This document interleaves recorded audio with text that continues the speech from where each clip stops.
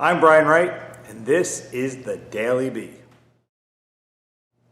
So I've talked about before how discipline is the act of showing up. Now you got to go a step further. Besides the discipline of showing up, you've got to talk about the purpose of your actions. Because if you don't have purpose behind your actions and you're just going through the motions, how are you ever going to achieve great things? Achieving great things is understanding what great things you're looking to achieve and then aggressively going after them. Having that purpose and drive that's going to get you to the top of the mountain.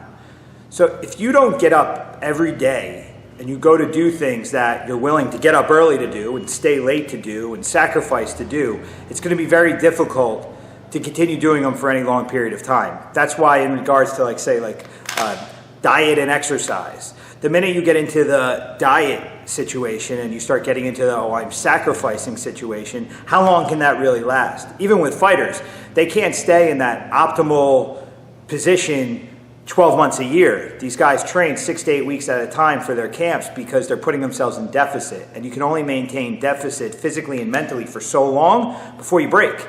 And when you break, it's not a pretty thing. You physically break, you mentally break, your discipline breaks, everything breaks, and then everything goes haywire. So if you're going to put yourself in deficit, you can only do it for a certain amount of time to achieve something very specific. But if we're talking about optimal achievement, if we're talking about staying at our best consistently, 12 months a year, 365 days, 52 weeks, it's putting ourselves in a position where 80% of what we do is something that we're willing to get up early and stay late for and be happy to do it. My schedule's a bitch, but I love what I do, so it's not really a bitch. Even when I'm dead tired, I'm mad at being tired, not upset that I'm doing what I'm doing to make myself tired. I wish I had more energy so that I can keep going kind of thing. That's where we want to be. That's the optimal situation. So what we're talking about here, especially when it comes to your training, is you have to find the discipline to show up. But then you have to connect with the purpose so that when you're there, you stay connected, you stay engaged, you don't lose sight of what it is you're trying to achieve. And what it is you're trying to achieve is so engaging and so important to you that you don't lose focus and that you keep pushing. And that again, when the body quits, you're frustrated with the fact that your body quits instead of being frustrated that you've had to do this work that's making your body quit. They're two completely different scenarios. So we want to figure out what is it that we really want, and then how do we stay connected with that idea no matter what. So it's like when you show up to train, if you're doing your rounds, and say I have you doing a simple skill, and say we do a 5-minute round. If halfway through the round you're starting to daydream and start thinking about what it is you're going to do afterwards, your sense of purpose was lost. You don't want to be in a position where you're daydreaming while working about what you're going to do after. Ideally, you want to be in a situation where if you're sitting on the couch at home, you're chomping at the bit, can't wait to get back to the work. If you love the work you're doing, it makes everything that much easier. And to love the work, to love the process, you have to have purpose.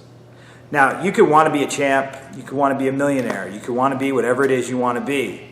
That's not purpose. That's a desire and that's a goal. Purpose is what is it you're trying to achieve? What is that going to mean to you, do for you?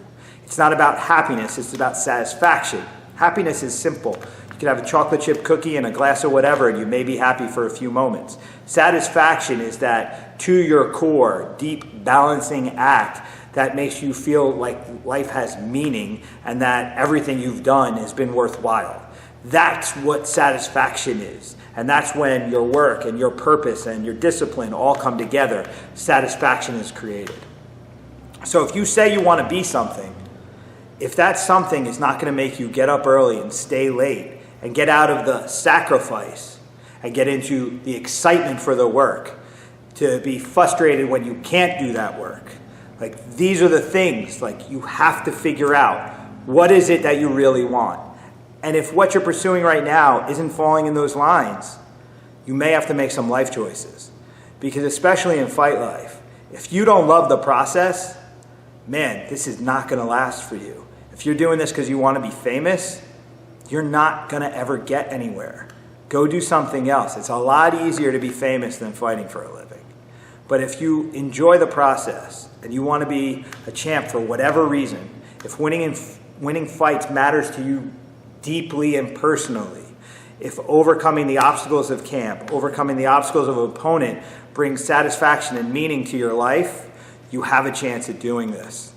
If you're doing it to be on camera and have lights like this on you, it's just not going to last. You know, I look forward to the pad holding sessions. As much as I know they're going to suck, I know we're going to achieve something beautiful, and that's what it's all about. When I see that progress in the people that I work with, that's the motivating, that's the purpose. And I also know that the progress that I achieve with these people gives me the ability to bring more stability and growth for my family. So it all makes sense. I love my family, I love my job. The love of both combined creates this amazing situation. And that's what I want for you. Take a look at what it is you're doing. Take a look at how you're doing it. Are you just showing up and going through the motions because that's what you feel you should be doing?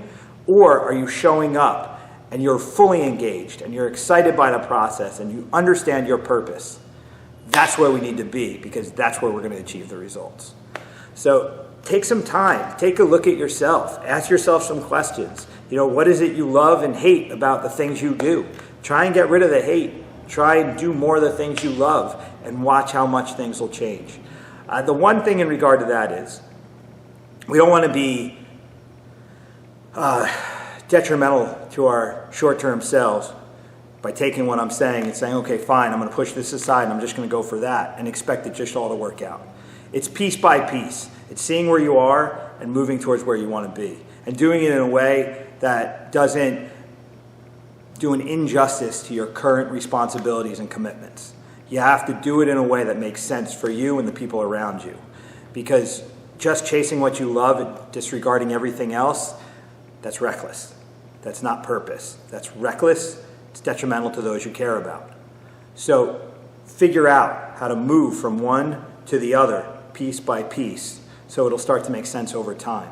It took you however long you're alive to get to where you are. So it's going to take time to get from here to there. So be responsible. Don't be reckless. All right, this is Brian Wright. This is the Daily Bee. I am out. Peace.